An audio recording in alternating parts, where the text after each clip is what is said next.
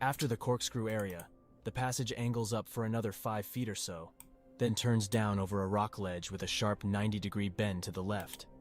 Up until now, cavers had used this small area after the corkscrew to turn back on themselves if needed, and head back through the difficult section. 5 years before, a 16-year-old boy named Brock Clark was stuck in this corkscrew section. He was only 5 foot 7 inches tall and weighed 140 pounds, but got wedged when he was trying to turn around. It took 14 hours for rescuers to free him. John was in the exact spot where Brock got stuck trying to turn around.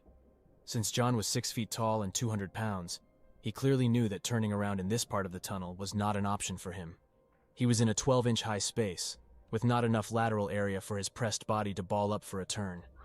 He pushed forward to the ledge area and squeezed over the top of it. It was a tight area to get through, but he thought he could see it open up down below. He sucked in his stomach and pressed himself through the squeeze, pulling forward on the rocks in front of him. He would be moving headfirst in a downwards angle now, but it looked like there was an area ahead to turn around. John didn't know it, but no one else had ever crossed over this ledge before. He was in completely uncharted territory.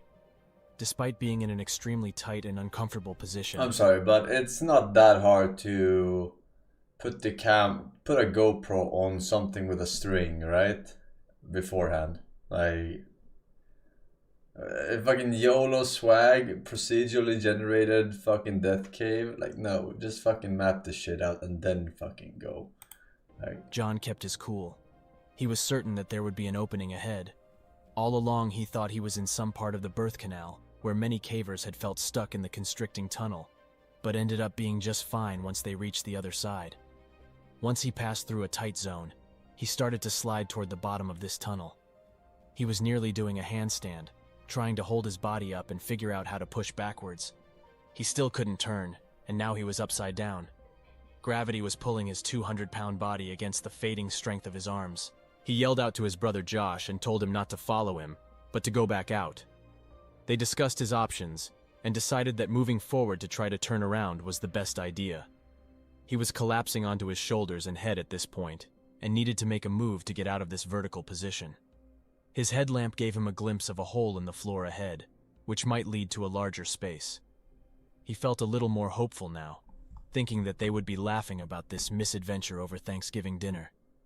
He made the slight turn and headed towards the hole. Exactly how he got himself into this tunnel hole is unknown. It's thought that he may have slipped, hit his head, and became wedged in the tight space. The other thought was that he looked in the hole, but misjudged what he saw, thinking it was an opening and not simply a dead-end fissure. Either way, John had ended up in a small opening in the bottom of this tunnel, which was impossibly narrow. Just 18 inches by 10 inches, not much bigger than the screen of a laptop computer. John found himself wedged nearly completely upside down at a 70-degree angle. He had spent some time trying to push himself back upwards out of this hole. It was exhausting. His arms were pinned in a useless position, one folded over his chest, and the other trapped on a rock down by his side. He strained against the walls and quickly realized that all of his effort would not move him back up 5 feet to the shallow tunnel. His calves and feet were still free up in the passage, but his legs were now wedged on the smallest side of the hole, only 8 inches wide.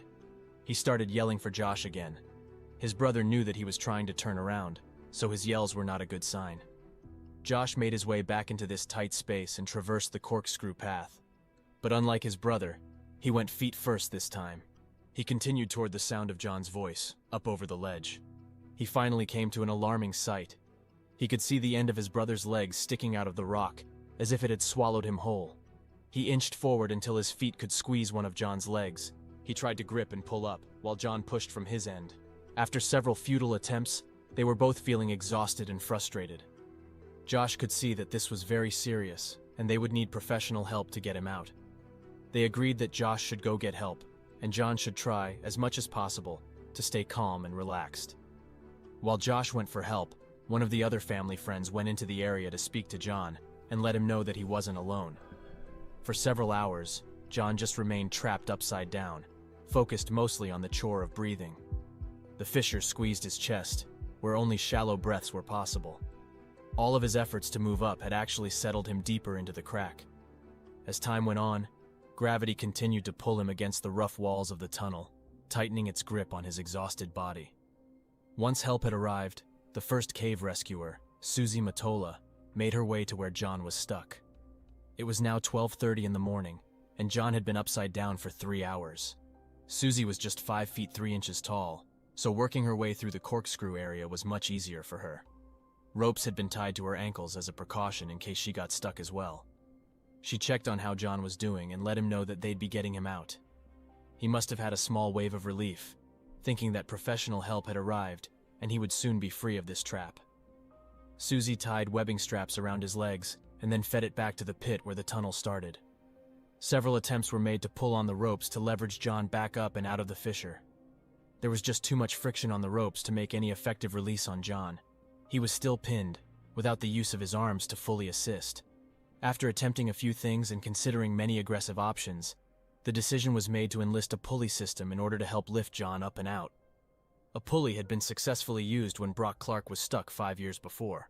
Even though they had a plan of how to help, this was not an easy location to work in. Each piece of equipment would need to be brought in from the entrance, which took nearly an hour to reach the other side. Just at this point, just bite the cyanide pill in your fucking tooth, and only right? smaller power tools could be carried in and out. You're not getting out of this shit. Only one person could be in there to assist at a time, and they would need to be small or wiry to effectively move through the passage. It was just not an ideal situation. Did they have a lot of insects extraordinary in amount of these time to caves install. as well? Crawling During this time, and shit? cavers were trying to talk with John, I don't know. console him, and share stories to keep him calm. It's and talking. either a lot or He was a nothing, devout maybe. Mormon, I don't know. and spent time praying and singing to seek solace in this unreal situation. John had spent the night upside down and was showing signs of the physical limitations of the body to withstand this position. The human body was not made to be upside down for long. Tell that to your mama. She's a real champ.